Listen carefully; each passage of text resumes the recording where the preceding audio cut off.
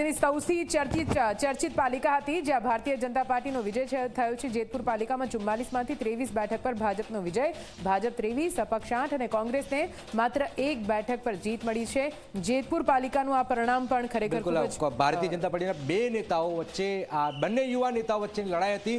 ટિકિટને લઈને બહુ ચર્ચાઓ થઈ, આને ફાળવી પેલા ના ફાળવી, અને એમાં એવું લાગતું હતું કે કંઈક થશે, પણ લગભગ પ્રજાએ કંઈ થવા નથી દીધું। પ્રજાએ આ પરિણામ આપી દીધું છે। જેતપુરમાં આજ થઈ રહ્યું છે। ઓકે કિંજલજી, મૂળ એ વાત છે કે આ જેતપુરનું એક ઉદાહરણ આપણે લઈ લઈએ કે જયેશ રાદડિયા અને યુવા પ્રમુખ જે છે એમની લડાઈ જગજાહેર થઈ હતી, પણ પરિણામમાં એ રિફ્લેક્ટ નથી થઈ રહ્યું। જ્યારે કોંગ્રેસમાં થઈ રહ્યું છે પરિણામ ફટાક કરતું એ રિફ્લેક્ટ થાય છે। એટલે આ ચૂંટણીના પરિણામો જો અત્યાર સુધી આવ્યા છે અને જે લીડ્સ આવી છે એની ઉપરથી તો ક્લીન સ્વીપ બીજેપીનું તરફનું દેખાય છે, અને બીજી ક્લીન સ્વીપ છે અપક્ષોની છે। એટલે કોંગ્રેસ અને આમ આદમી પાર્ટી ખરેખર કંઈ ઉકાળી શક્યા નથી એવું સ્પષ્ટપણે દેખાય છે, અને એ ઉકાળી શક્યા નથી ને જનતાએ ઉકાળવા દીધું નથી।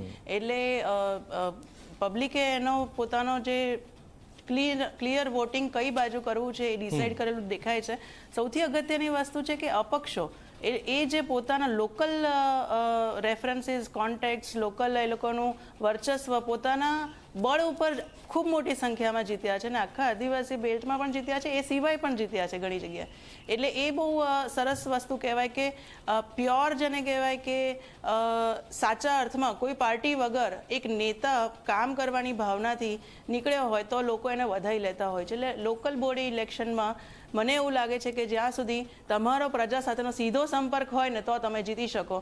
તમે બાકી કોઈ પક્ષના નેચા હેઠળ તમે આવીને ઊભા રહી જાઓ એટલે જીતી શકાતું નથી, કારણ કે એમાં રોજે રોજની સમસ્યાઓ, તમારા રસ્તા હોય, ગટર હોય, પાણી હોય, એ સમસ્યાઓ દૈનિક રીતે માણસને આખો દિવસ નડતી અને અડતી સમસ્યાઓ છે। એટલે એનો જ્યાં જ્યાં ઉકેલ થશે ત્યાં ત્યાં તે પાર્ટી જીતશે, બાકીનાને હારનો સામનો કરવો પડે। સાથે સાથે શિક્ષણ, આરોગ્ય વગેરે પ્રકારની વિવિધ બેઝિક માળખાકીય સુવિધાઓ પણ કઈ પાર્ટી કેટલી સારી રીતે આપી શકે છે એની ઉપર આધારિત છે। અને જ્યારે સતત કોઈ એક પાર્ટી એ પ્રોવાઈડ કરતી હોય ત્યારે વિરોધ પક્ષને બહુ તકલીફ। હું પહેલા પણ કહેતી હતી કે વિરોધ પક્ષમાં ખૂબ લાંબા સમયથી બેસવું તો કયા મુદ્દા સાથે આગળ આવવું જેથી તમે પોતાના તરફ વોટ ખેંચી શકો, આ વસ્તુ સ્ટ્રેટેજિક વિચાર મંથન માંગી લેવી છે। કોંગ્રેસ પાર્ટી આની ઉપર કંઈ કર્યું નથી અને કરશે એવી અપેક્ષા થાય તો કંઈક બરાબરીનો જંગ થાય। તમને લાગે છે હા કે ના કરશે કે નહીં એ ખબર નથી પડતી। આ લોકોના આંતરિક વિખવાદ બી એટલા બધા છે, મોટા મોટા એટલે ઘણા બધા પડકારો વચ્ચેથી કોંગ્રેસ